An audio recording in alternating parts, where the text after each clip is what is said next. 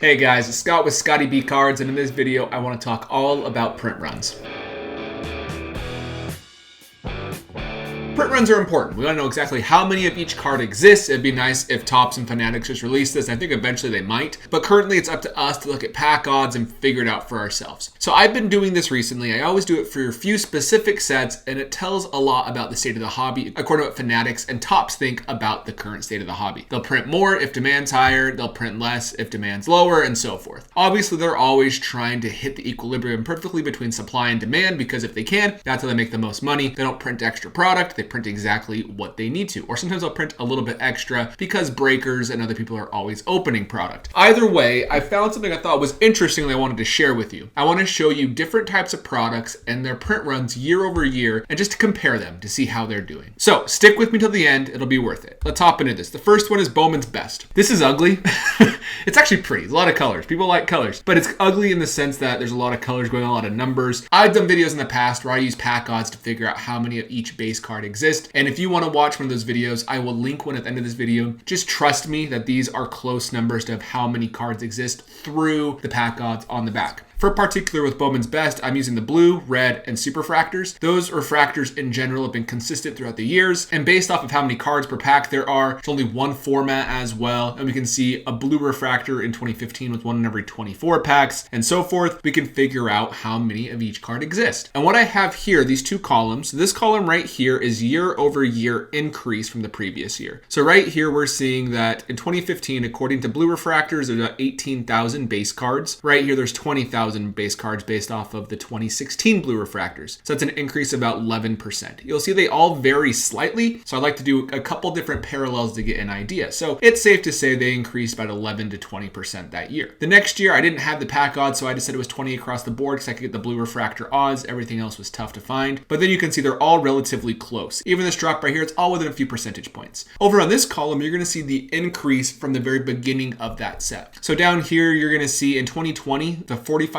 increase was actually based off of 2015. That's how much it's increased in those 5 years. So what you're seeing looking at this graph is we actually decreased print runs in 2021 for Bowman's Best, which might surprise you. It's a hobby only product. It's a very end of the year product. It's usually the product that wasn't ever really loved until I would say the last 3 to 4 years in regards to the modern hobby. I think 2018 did a great job with Soto, Acuna, Ohtani, Devers, Ozzie Albies. They all had rookie cards in this set, and I think that helped spark interest in it. And it's just a great product. It's actually been around for a very long time. So either way, we can see Bowman's Best from 2021 to 2022 only increased by about 2 to 4%. That is not a big increase whatsoever. We can see the pack odds, 1 in 38 packs for a blue refractor versus 1 in 37 packs the previous year. Basically the same, and even super refractor odds are really close, just a few hundred packs difference. So overall, we can see Bowman's Best was only a small increase. Now let's look at Topps Finest. I went all the way back to 2011 because that's one of my favorite sets, but I'm highlighting it through this whole decade. And you can see we're up really big from 2011 Topps update. It's only about 12 to 13 Mike Trout base rookie cards in that set. That's really, really low, and that's why they go for a good amount of money. But we'll see we're up about 130 to 150% from that specific year. And while that's a big increase from 2011, if we compare it to 2021, we're only up about 5 to 6%. Not a huge increase whatsoever. 5 to 6% year over year growth on a print run is not a big deal. Obviously, if it compounds that way forever, it's going to be a very big deal eventually, but we're seeing it slow down. We saw in 2021, it was up about 25%. We really saw them print a ton, probably because when 2020 hit, there's a ton of demand, so it makes sense they responded for 2021 Finest and printed more than they anticipated or really needed. It printed almost exactly the same as last year, so that could be surprising or not surprising depending on what your thoughts were. But even though these hobby-only products didn't increase much, how did the more mainstream products increase? So let's compare 2022 Topps Series 1 to 2023 Topps Series 1. I did a video on this. I'm only going to be looking at the hobby box print runs for 2023 just because I haven't done the overall math. Other people have since I made my first video, so I figured it was good enough for the hobby. So overall, we can figure out how many base cards exist of each player in hobby configurations, just the hobby box configuration. And that's because there's the clear acetate cards in hobby. Those clear acetate cards are numbered to 10, and they're only available in this type of box. So because they're numbered to 10, we can kind of figure out what's going on there. So here's the math that I did to figure that number out. And you will see at the end of it all, there is 105,722 of each base card of each player in hobby boxes. One thing I do want to note note, on all of these, I am assuming every single card in the pack is a base card for Topps Finest, for Bowman's Best, and for Topps Series 1. It's all probably a tiny bit lower if we assume that on average every other pack has a parallel to lower that number. But overall, it's pretty close just to give an idea of what the increase was. But we'll see 105,722 of each base card in hobby boxes. So if we look at the course of the entire projected print run, we'll see it's probably roughly the same in jumbo boxes, and it's probably double to 3 times in retail products because there's so much retail and configurations at retail. Then we have complete set boxes. So we can see it's about 700,000 of each base card in Topps Series 1 from 2022. So almost a million Wander Franco base rookie cards, and that's why you can buy lots of them for not very much, even though the time when they came out, they were pretty dang expensive. Now let's compare that to 2023. I want to show you the numbers real quick. I just want you to pay attention to the numbers. 14 cards per pack, and you got to clear acetate every 2,500 packs essentially. Let's go see what it is in 2023. Now it's 3,600 packs, so significantly higher, and we can figure this all out to be about 152,000 of each base card in hobby boxes. So that's about a 50% increase. It's significant. A really high increase across the entire print run. People have speculated about 900,000 to a million of each base card in this set. That does not surprise me at all. We can see about 50% in hobby increases, and it's understandable when Fanatics and Topps have made it very clear that they want these sets to be available to everybody. Their goal, and Fanatics has stated this, at gas stations, at every retailer, you have a chance to buy a pack of cards, and why wouldn't they? They're in this business to make money, and right now it's a very profitable approach, and they're going to keep doing that. So it's not surprising they're increasing the main flagship sets really, really high because they want access to every kid in every single city across the country. But it still can be interesting because is that devaluing the brand of flagship products? And we can discuss that in a moment. The hobby is bigger than it's been in a very long time, basically since the 90s. Yes, it's dwindled since 2020, 2021 peak craziness, but overall, cards are still very popular.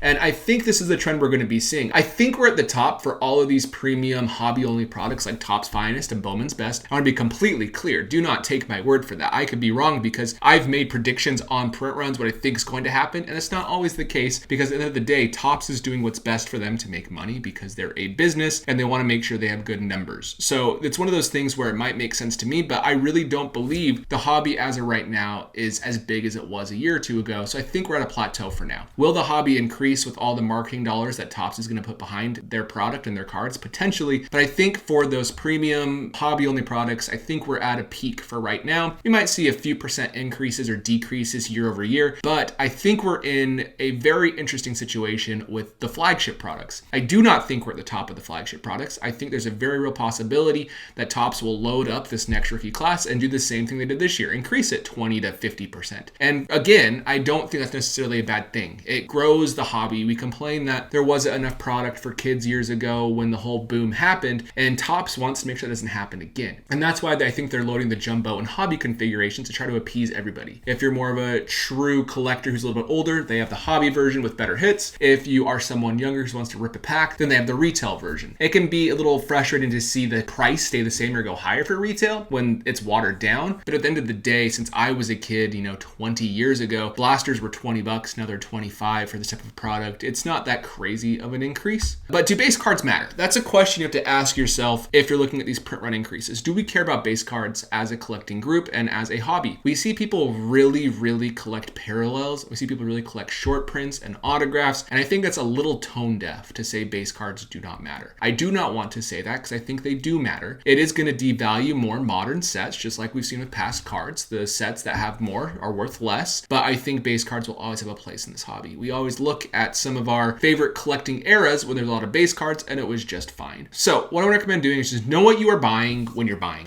If you're going to be going into Bowman's Best and Topps Finest, I think that the print runs might stay the same and prices go up a little bit like we saw this last year for both products. But the good thing is it's not as watered down like other sets like Topps Flagship that might be the same price year over year and not really increase. And that's probably what's just going to keep happening. Topps Flagship for Ultra Modern is being hurt slightly. And this is the biggest thing that is disappointing for this entire thing. Yes, every single one of us wants to buy a blaster and have good odds of pulling something decent because it's expensive. And I feel that same way. Do not think that I am saying Topps is doing perfect. That's not what I'm getting at. I see their thought process is all I'm getting at. At the end of the day, again, they're trying to make money off of their product. But it stinks for collectors who love the history of products. When Flagship might be watered down, really hard to pull things out of, it might not be the go-to set anymore. I think that's why we're seeing Bowman Chrome autographs and Bowman Chrome firsts of these more modern players like a Julio Rodriguez go for significantly more, not even the autograph version, just because because it's the one rookie card in people's eyes with the rookie first logo, even though it's not a true rookie card, it's his first, and people like that concept. So overall, I just wanted to show the interesting trend I saw with premium products kind of topping out, but more of the available products spiking like crazy. And I don't think the trend's gonna stop. I could be wrong. Let me know in the comments below if you agree, disagree with my take, and what your thoughts are on print runs in the future, and I will see you in the next video.